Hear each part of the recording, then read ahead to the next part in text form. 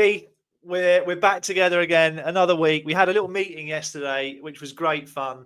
We're back recording, and we're toying with our introduction, and we've managed to mess it up straight away. So interesting how it comes out. But fitness testing, favorite time of the year. Is that right? But everyone loves fitness, don't they? Everyone loves that part of the game. Let's be honest, most people hate it, understandably. It's one of those, I said it earlier before we messed it up, it's one of those that if you're not that great at your job, which is cricket, you kind of really work hard on your fitness to try and level out the how poor you are. It's just the fact, whether you like it or not, if you're a pro listening and you are one of those players, get better at your cricket. But we all need to keep ourselves fit and look after ourselves, and we have to do these tests. So we are going to go into the type of tests we've done over the years and what we do. And we'll go through those quickly now, but then we're going to start off kind of the lead up to those days of being tested. So normally it would involve a counter movement jump, which is normally, Chris, do you want to explain that? So my counter movement jumps have always been heavily scrutinized by S&Cs, hands on hips, and basically you squat down, and I think there's a variation where you hold it in the bottom position and then jump. Yeah. And there's a version where you just go down and jump, and it's meant to test a few different things. So that's definitely one. That's one of my favorites, actually. Yeah, that's because you do well at it. I remember you leap like a frog. So I try. You've got to win something. Yeah. That's my test. Obviously they'll check your height, and then for me the dreaded weight and Skinfolds. They'll do like a 30 or 40 meter sprint testing with loads of different beams and all that stuff. Run, and then there's a run 2, which is horrible. And it's not just one run 2. We do quite a few to get our mean average. Yes. Yeah. And there's either a yo-yo, which used to be a yo-yo testing, but now it's more of a 2K time trial. So let's go back to the beginning, Chris. Talk me through what you've experienced in the leading up to your fitness testing. Well, I mean, to be honest, in the UK season anyway, we finish in September, and you've got, I mean, this is going to be released in mid-November, and we're literally about to come back and do our first fitness testing, which is why we're putting this out. So pretty much most guys have just been resting. Most people have been on holiday and stuff like that. So this really tests how much ice cream people had on the pool in Dubai, by the pool in Dubai, or wherever they've been. It's a really interesting one. I quite like to keep ticking over if I can. More with weights than with conditioning, I have to say. But I suppose that's personal preference. I've always been a bit like that ever since I probably got bullied at school for being too skinny. You know what I mean? So I've always tried to lift some weights, but yeah, that's my kind of October and early November. What about you? I do absolutely nothing in October. I try and rest myself as much as possible.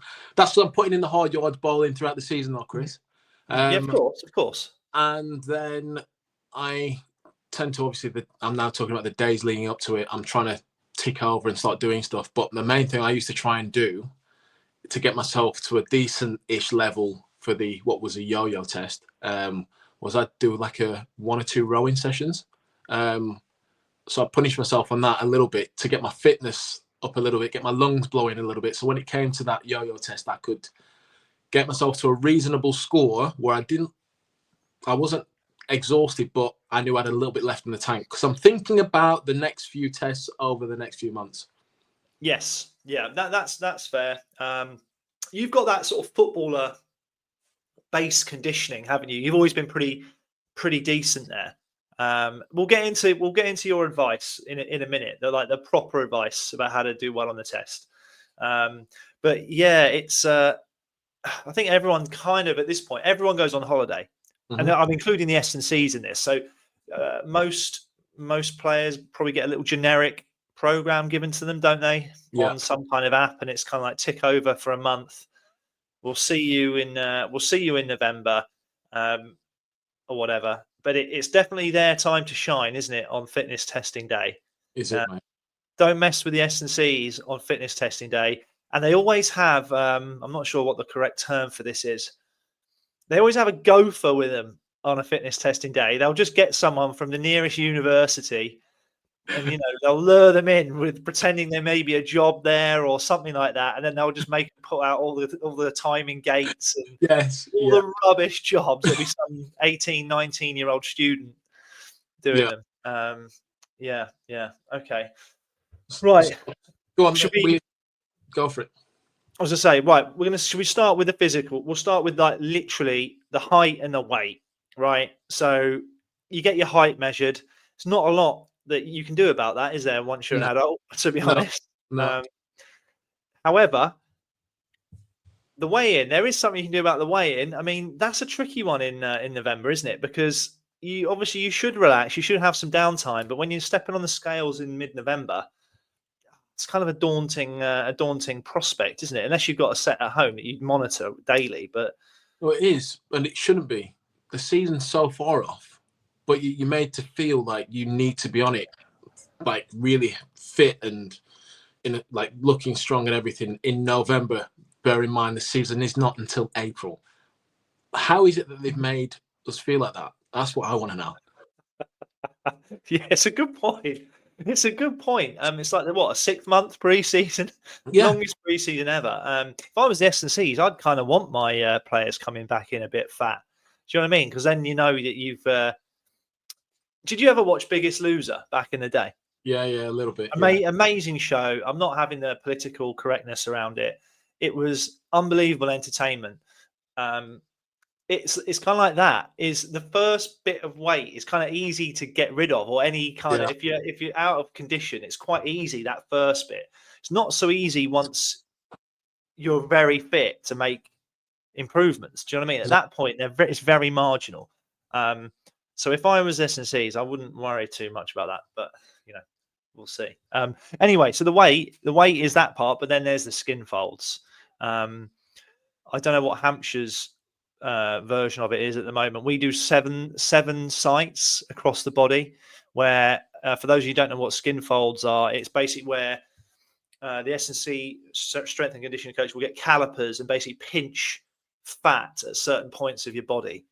The worst parts of where fat is stored, it seems to be everywhere you think you can. Yes, they find them. You know what's amazing is how different people have it in different places. So for example, I think that most men carry it. There's a site, and it's sort of on your hip to the side. Do you know the one I mean? Mm-hmm. And they do that one. Obviously, your abdominal kind of area. They pinch there. They're normally two of the higher ones. I think they call it the iliac crest, Keith. That is the name. I'm sure that is. It might be. Yeah. Yeah. It's a problem area for me, that one. It's one I'm always looking to improve. What I find is weirdly, and this really frustrates me, is the fitter I get and the more working out I do, my legs don't seem to get lower with the skinnies. There's a thing for that. There's a thing for that. What's it called? Old age. That's it, Chris. No, I mean, I feel like it's muscle, right? Because I can fluctuate in terms of as soon as I start lifting and stuff, it's almost like it's harder to pinch there, and I end up not getting the score I want. Do you know what I mean? Yeah. Do you know what I find myself doing just in general with the Skinfolds is I'm adding up the numbers in my head to see where I'm at, and I'm like, oh my god, my tries and biceps aren't too bad. Get to the stomach area, and I'm like, I know this is going to be big. So then I then try and find ways of, I won't say cheating it, but adjusting my body to help me out. I can show you them if you want, Chris. Well, nah, you know what? Well, we're obviously, this is quite light-hearted and stuff. There is a serious side to all of this. But interestingly, I did want you to bring up your theory of relaxed tension. Now, because before we get into your theory, because S&Cs, they'll always say, "Oh, we'll do the skin folds before you do any exercise," and then they'll have these cold calipers on your skin, won't they? And they'll say, "Oh, just relax, just relax." Although you're going to get nailed if your scores aren't very good. Just relax. Yeah. I'm gonna hurt you by pinching you. It's also cold, and the stakes are quite high.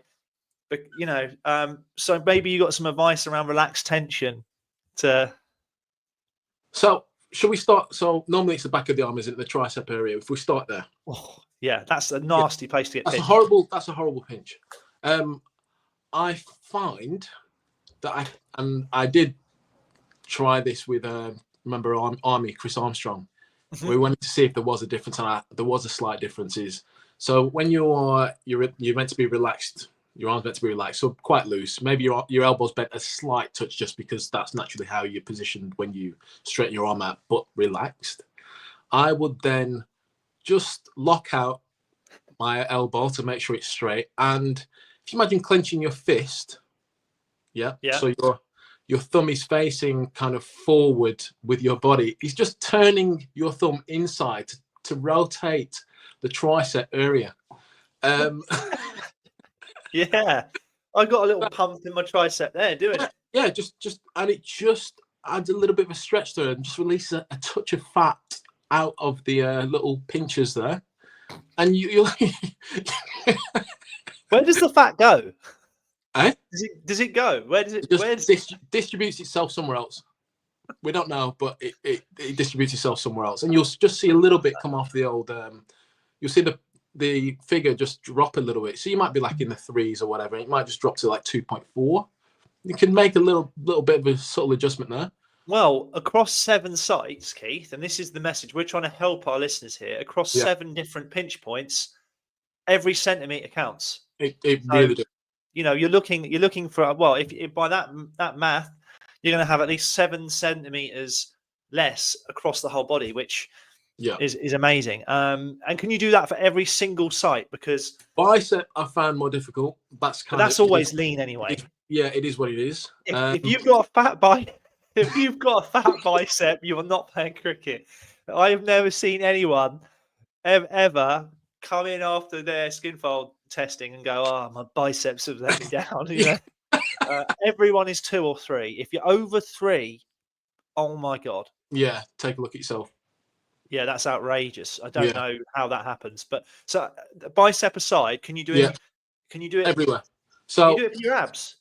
Yes, there's a skill to that. So normally, right, you get told, well, from what I've experienced, is kind of lift my arm out the way when they get to. So I just had images of like peeling skin and fat out the way and trying to get in. Just like lift your arm up. So I lift my arm up, but that gives me more reason to be almost taller. And because they're coming through like around your stomach area, just raise your arm up a little bit and a slight lean back, and just add a little bit of a tension in your abs there, just so it's still loose, but I can see you can feel it. You can feel it. Do you have to always have like a sort of smile on your face as well? No, I just make it look as though I'm trying to keep myself upright, but I'm falling back because I'm being pushed with the pinchers. Okay. Yeah. Amazing. Yeah. Then there's is it the iliac crest we're on about to the side? Yeah, it's like the hip. Yeah. So like the stomach, but near the hip. Yeah. So obviously that's pinching on your right hand side. My arm's still raised. So the old football stretches that you just kind of lean to the side a little bit. I just ever so slightly stay tall, but just add a little arch to my lean, and that just takes a little bit off there. How long has your S&C been in the job? Because I would have thought they'd be picking up on this. Long enough. I think he knows what I'm doing. Those are the main sites I found that do help. Also, actually, this is one for you. Yeah. So when they grab the quad muscle. Oh, that's a horrible pinch. So obviously you straighten your leg out, and my S&C tells me to hold underneath my hamstring. I just feel like if I do that, I'm holding more fat there for him to grab, so I don't really hold it. That is so genius. So do you pretend that you're holding it but not Yeah, hold it? yeah, no, I do. Yeah. Right, He's gonna ladies listen. and gentlemen, He's gonna listen to this and nail me for it, but it is what it is. amazing. I'm here to help. I'm here to help players. You know, that's part of it. 100%. The pro circuit is going to have the leanest cricketers on it ever because of this advice. This is real advice here. From being on the front lines for nearly 20 years, Yes. 20, well, no, probably 20 fitness tests, 20 fitness tests times what, 2 or 3 a year. Yeah. So this is unbelievable. I'm trying to think if there's anything else Skinfold related. Those are Just make sure you wash off where they draw the marks on. That's all I'd say. Don't be the stinky guy that comes in the following morning still with the marks on. You know what I mean? But yeah, no, good advice. I mean, there is some really good advice to pass this test as well, because I know people have different levels of what they've got to do, haven't they? Yeah.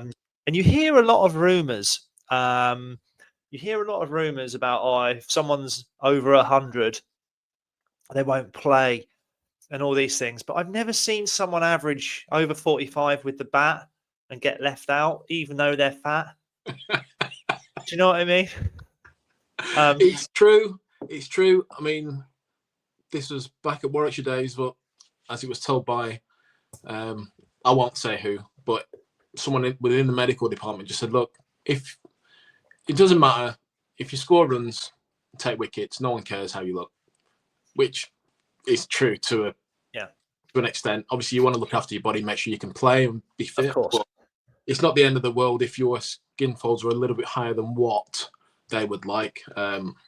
Work at it. If you're good at cricket. If you're good at cricket, you're going to get off with it, basically. If you're not, no. Get those skin folds down. Brilliant advice. The best bit of advice, obviously, here in terms of passing your skin folds is be consistent, look after yourself, and don't be fat. And then you'll have no issues. But okay, so should we move on? What's the next tests that we can help guys and girls with? Don't know if you can. Oh yes, you can. So we do the sprint test, wouldn't we? Which would be this is 30 to 40 meter sprint tests, and they'd have what, 8 cameras set up? Yeah, basically, I think every team has their own distance. I've got a feeling that we do 20 meters, but they measure the 10-meter time as well to see if you're quick out, if you're one of those quick out the gates, or whether you're more of a build up kind of thing. Yeah. So they will have gates almost every 5 meters, perhaps something like that. I think it's every 10. Well, we have every 10. That take those scores. Yeah. I mean, this is something that we have talked about before, and we've talked about this forever. And we're going to talk about cheating here, right? Yeah. Right. Okay. So the most important thing you can do is do not break that beam twice, and you can hear it. You'll hear a beep beep, and if you do that, essentially you've broken it with your arm or your hand before you've actually moved anywhere. You know, when you're starting a sprint. So, I mean, I've tried to help the Leicester lads with that. Just make them aware. Or I remember seeing, I think Westy or Warwickshire started with his arms up. His arms up here. So they didn't break the beam. Well, yeah, basically those who haven't done the testing, you have cameras that have a beam going across, and it's like every 10 meters. And as soon as you set off, some people set off like tilted forward, and they'll set off with their hands pumping, and that breaks the beam. Yes. And one way of not letting that happen is, like Wrighty just said, there is some lads would set off with their arms like in the air, like shoulder high, to make sure they broke the beam with their waist rather than their hands, basically. So that is one way getting a quicker time. There is another way. Right? So obviously you'll have a beam immediately in front of you, and that beam, just to mention, the beam is about waist height, isn't it? Ultimately, it's about waist height. Is to start a little bit further back. Now, the S&C will tend to be in the middle of the hall or at the far end, and they'll be noting the scores down, because obviously the score comes through and they'll note it down. And as you run past them, they'll say 2.9 or 3 or 2. If you're really quick, 2.6, something like that. if you can start a foot further back from the back line, because the time starts from when you break the beam, potentially you'll be almost at your top speed sooner, and you reduce the risk of breaking the beam. You've just got to watch out for the teammates who maybe dob you in. And there's always one, isn't there? Yeah. Probably the boat with the worst average, or the worst player in the team will be looking at that line, ready to grass you up. So what you want to do is ideally you make it a team effort, and you say, "Listen, everyone, we can all shave at least 0.2 off of our sprint time here. Let's just nudge back an inch or two." Yeah. No, and we're a unit, we're a team, we're one team, one common goal, which is to cheat the fitness tests. We're going to start further back, and then you're happy. That's my advice. I don't know if you've got any more. Rather than at the start of the sprint, at the end, it used to be a common thing where lads would get their hand Superman through the actual beam to get the hand through first. That also can work to your advantage if you're not spotted by the S&C who's taking your time. That is so true. It's the opposite. So yeah, break the beam as soon as you can. If you can reach out in front of your body and just give it a little knocking the bails off, then yeah, that's great. An actual good thing to do here is to make sure you run through the finish line. Don't slow up within your, whatever distance you're doing. Don't slow up. Run through the line. I always feel like 3 is enough as well. In my experience, number 2 will nearly always be your best sprint. Don't think you're going to do a 3rd and a 4th and a 5th better than that second one. You're not. Maybe at that point, if it's a time you like, think about conserving yourself for the next test that you're going to do. That's true. That's very true. Following from that then would be a run 2, which sounds easy, but actually we have it where we have to run 6 of them. And there isn't that much time in between doing them, because everyone goes and then it's the next person, and depending on how many teammates you've got that are away in the winter, means you could be doing them quicker than what you had previously. So that's brutal. Yeah, that's to try and get the average. So you have basically whatever your average is from that. So it is what it is. There's no way of cheating that as such, really. You kind of there's basically what you'll do is you'll start off bat in hand, get ready, and you might be a foot behind the line. There'll be a line foot from where the actual beam is. As soon as you set off, you break the beam, you're running, you slide your bat in at the other end, and then you come back through trying to run a quick 2, basically. And it's fine. The first 2, you're okay, but then you hit a brick wall. Yes, absolutely. Hard to recover from that. You know what? I'm going to throw it out there. I think this test is physically the hardest on everything, because you're doing it in an indoor school. I'm going to throw it out there. I think it's a junk test. All S&Cs and fitness people everywhere will be saying, "Oh, but Chris, this is the most specific test that you can do because you actually run 2s in a game." It's like, I don't run them indoors on a concrete slab.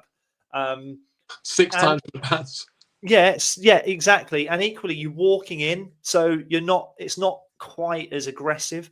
It kills me. And from a testing point of view, this is where I think they get it wrong. We only ever do this test. We don't do this mid-season. No. You know what I mean? So you basically do this test in November, and you won't do it again until next November, and you're telling me there's a point to it. Do you know what I mean? It's not like tracked or measured, and it's quite technical. Actually, the turning technique, you can get. I think you can, if you do it well, you can gain quite a bit. Sorry, that's a bit of a rant. I've probably ranted a bit hard there, but I think this is the same as the sprint test before. Don't break the beams too early on the way out, and when you're coming back, use your bat, and if you can click the beam, you could get a record-breaking score. I mean, like they say, it's the S&C will say it's more cricket specific because you run 2s. But let's say Peter Hanscom at Leicester was in that string. I bet they're not looking at the person who was the quickest in running 2s. They'll be looking at who's just the fastest. to go out and be a runner for them. Do you understand? Like, Yeah, they're not, yeah. well, actually, let's use that. They just go, who's the quickest in a straight line? Right, you go. This is quite an alpha test. What I would say is when you do this, if you're in a big group, you're about to do the run 2, there's room for the comedian of the team. So hopefully it's someone listening to this that you can become that person, and you can come up with the old, oh, I only hit 4s and 6s. Do you know what I mean? You can throw that one out there. You can get a laugh. Be really funny. Or the other room for comedy is you can call it, because you're actually running. You can shout yes and run. Yeah. You know what I mean? Or Parky did that, I think, last year. He ran 1 and was going to turn and come out, and basically shouted like, "Wait!" It was quite good. It was quite good. He's like, "No," and just stayed there. So in that sense, it's funny. And if you don't laugh, you'll cry, won't you? If you're doing 6 run 2s, like, well, coming on to the last one I can remember anyway, which was the yo-yo, is now the 2K. I've not done many 2Ks just because my knees don't exist anymore. Is it like the Skinfolds? Have you moved them somewhere else? Have you just like... I'm just not able to do them. The only running I can do is on grass, and when it really matters, it's more of a game. So I do a different testing. I'll do like a bikes test or something like that instead. But I have done 2Ks before, and I knew I'd not done running for a while because of a few knee operations. So I remember thinking, right, I know I'm best, Chris, when I'm out first. I'm staying at the front. I keep my pace up for as long as I can. So we went to an actual running track. Oh, okay. In Winchester. And I remember the first lap, I'm going for it. I'm up tall. I'm leading the pack. By lap 3, I was being lapped. Amazing. That's so good. And by the end of lap 4, everyone had lapped me. So, yeah, I'd not done it for a while, and it hit me like a ton of bricks. I don't know what you're like with them. I know everyone has certain times they have to meet. It's like under 8 minutes 30 to do a 2K or something like that. I'm not sure. 8:45. I'm not sure. But right. Well, okay. I mean, I'm the same as you, right? I've managed to not do these for quite a while, which is a great career move. I think anyone that can should try to proactively get out of doing these tests. Because actually, what I will say, I question how relevant they are for cricket. This is a serious talk. I do believe that the sprinting end of the running spectrum, and maybe the really long and slow end, probably reflect cricket more than these. However, I've watched a few. I've cheered the lads on a few times, right? Yeah. And from what I can see, there's not really any way you can cheat this. You're either good at it or you're not. This would be my advice. A bit like bowling, is know yourself. Are you really good at it? And if you're really good at it, then you know what? Get out to the front and push hard to win it. Because there is a bit of kudos with this test, because it's the only one the coaches give a shit about, isn't it? If we're being honest. Yeah. Right? They care about bowling average, batting average, and your running score, this score. Whether that's right or wrong, we'll leave that to the listeners to judge themselves. But if you're good, you know what? Stay good at it. Get out to the front and battle hard. If you're not good at it, pick the weakest link that you can see. So when I was at Warwickshire and I did the yo-yo, I was like, right, where's Javid? Where's Tiki? Right. And it was hard because he used to cheat. He always used to run out before the beat. But I was like, I have to beat Tiki. If Tiki does me, then I'll speak to Ashley Giles and hand the resignation in. So I'd stick with him. And essentially, it was me or him. And it's like, I'm not coming last. I'm beating you. That was more on the yo-yo. I don't know if people do yo-yos anymore, but we should. I think in school environments and things, because it's easier to do a whole team, we should talk about ways to get better at the yo-yo specifically and how to cheat that. Yeah, I was going to say get better or cheat. Cheat. Tips to cheat. I know the beauty is we've probably heard loads now at this point in our careers. Go on. Yeah. Do you want to start or? Well, once obviously doing the yo-yo test, I don't know the actual distance of it there and back, but I knew when you came back, you had 10 seconds before you then go again. So the once you reached your marker at the back at where you were, you'd have like a cone, 5 meters away. You'd have to like walk round it, walk back to the start, get yourself ready, go on the beep again. But realised that was a 10-second wait, and you would get some people who, Tiki was one of them. He would go at 8 seconds, just like not deliberately, but he'd just be like, right, I think it's going to go out and shoot off, and then you get everyone going, oh come on, or S&C saying like, careful, you get your first warning, blah blah blah. I then decided to put a watch on and count those 10 seconds when I was waiting, and as soon as it get to 9, I'd be set ready, and I'd be out the tracks quicker reaction time than a Formula One driver on the starting grid of an F1 race. I was on my timings, but I did find personally myself, I said earlier about running around the track, get myself out at the front. I would always try and be a touch ahead of the beep in the yo-yo because I wanted it to catch me up. And then I clicked for dear life when I was trying to like stay fit. But my main person, I won't always go near him, but my person I looked to try and beat, which was all the time, was Varun Chopra. Sure. Just because he'd get a decent score, but I knew I had a little bit more in the tank than him, and I would just if he's out, I'm all right now. Yeah, but put yourself against the teak. It's like you could still get a bad score if your teak's your standard. Yeah, no. What I was meaning was don't be last. Yeah, that was a big thing. It's okay. That's a great bit of advice. I agree with you. It's in a yo-yo where it's up and back in a hall. The going out, I feel like if you're strong going out, you can kind of claw your way back in. All right, it's definitely if you fall behind on the way out, you're struggling. I'm trying to think of another point in the yo-yo. I didn't like to stand still.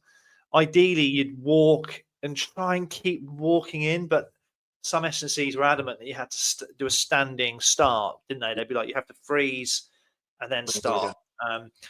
Turning off alternate foots. Oh God, sorry. My English was poor there. Turning off alternate feet or legs. Have you heard that one? Yeah, it didn't work for me.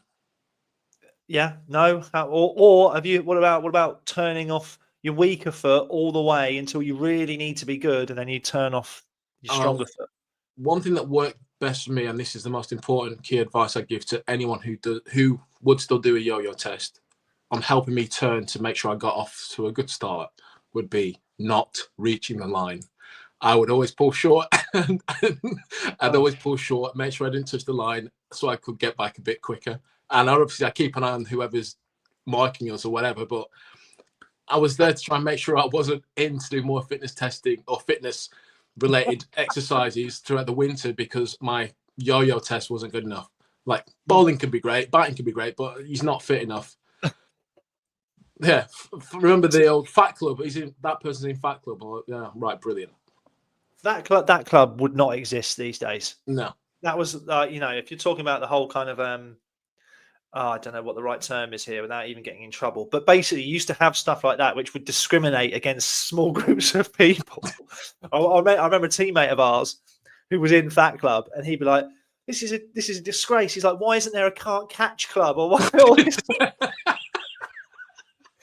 Because like the best catcher we had. Yeah, I know. And he's like, "This is a joke." He did have a point. And do you know what? I do remember. I won't name. Do you know what? And I rated him for this. Who? Chops. Oh yeah. We did fitness testing, and for some reason, as they like to highlight, is they put more emphasis on the actual fitness side of cricket than they do the cricket itself. Do you remember we walked to the change room and on the door there was the stats of everyone, and it was like green zone if you'd done well in your fitness and your Skinfolds, orange if you were in between, red if you'd been dreadful, and Chops was in the red. Bear in mind he'd scored 1,000 runs a few years on the bench for us and he'd been really successful. So the next day we came in, he'd had to go at head coach about it. And the head coach was like, kind of, well, no, this is, it's up there. that's the that's the benchmark. The next day we came in, he took those off and put up on the door the batting averages and bowling averages. And he was top. And what you did tend to find, which still happens now, is the players that batting average isn't the best or bowling average isn't the best. They're normally the players I've found that are top of the fitness testing. And it is what it is, unfortunately. Maybe well, needs changing. you know what? That kind of healthy, I think that's a healthy kind of banter and disagreement. I love that about sports environment because that's cool. I get it. And actually, you and I would do quite well on those. What I liked about that score was that it wasn't just the yo-yo or the 2K. It was like, what's your jump like? What's your sprint like? What your Skinfolds like? Yeah. And if you didn't have a great yo-yo, in which that was me, but I was good at all the other stuff, I was like, that's fine. I'm near the top here. I'm happy as Larry. But yeah, I get Chops' point 100%. There was good debate for it because, like our teammate said, I don't know if he'd be bothered now because he had a fair point as well. He's Ricky Clark, I'll say it. Clarky was like, hang on, I catch everything, but some of these lads can't even catch an underarm. And I'm being judged on my skin folds in November. What's that about? Or where my yo-yo's at. So there is a healthy debate to be had about it because in the season, it doesn't matter how fit you are. If you're not able to do your job successfully, no one's looking and going, well, yeah, he didn't bowl well, or he didn't bat well, or he can't bat and he can't bowl, but his fitness is good, so we just keep giving him a new contract. Doesn't happen. No, totally. This is great fun. Now there are other tests, right, that get done, but no one cares about them. No. And we'll tell you what they are, but no one cares about them. S&Cs everywhere. You're going to do these. No one cares. They are the strength tests, which are like your isometric pull. What other ones? You said you put one between your knees and you squeeze your groin. Yeah, that's squeeze this thing together. Yeah, like your power output, basically. We've done a hip thrust, a single leg hip thrust, right? Where the hip thrust, which I know you know, right? So you're on the floor, weights across the weight, to be honest, is across your junk, and it digs in. It's painful. We've done that where it's so heavy you can't move it, and you're on one leg, and it measures the force that you put out with one leg against it. And if you don't get a certain score, you don't play. I'm kidding. That doesn't happen with this test. So these are all like kind of what are we here for? Yeah. This is me this Thursday or tomorrow. Actually, you're going to listen to this on Wednesday, everyone. This is me tomorrow. Yeah, great fun. Are there any other strength tests that kind of no one cares about that we do? We used to. I don't think we do. Oh, I think because we do our testing at Southampton Uni. You've got lots of gophers there then. Yeah. They do. They're like little cheerleaders. Some of them, like, come on up. Almost like a deadlift position, and you've got to try and pull the bar as hard as you can to see what your power output is. I don't know how that helps reflect on cricket, but that's something that has been used before. My issue with that test is I think I'm too intelligent to do it because I'm basically pulling against an object that won't move, and I'm nearly 40, so my brain is saying to me, "Why are you doing this? This is pointless. It's not moving anywhere. Give me something that I can move." I'm taking the mick a bit there, but it's that we do that one. I can't think of any more strength tests that we do, but we do like a physio screen. So physios and their egos, they basically put you in really compromising, weird positions. Then they test your max strength, and when they obviously get the result that they want, which is you're weak as piss, they then moan at you and they program in a load of weird things. Pre-ab, lots of pre-ab for you to do. They just basically eat into everyday life. Yeah. Do you know what I mean?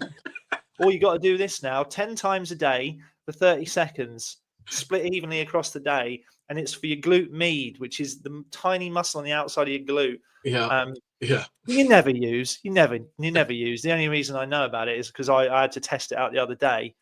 Those kind of things. But yeah, that's pretty much the bulk of it. Is that it fair, is? Pete? I would say so. Obviously, we've spoken about this, and we are having a bit of a laugh. And we would say make sure you do it all properly. Wink, wink, Chris. But we're just trying to give you some advice to help you get through those days of if you are a player and you're doing testing or you've got some sort of testing on.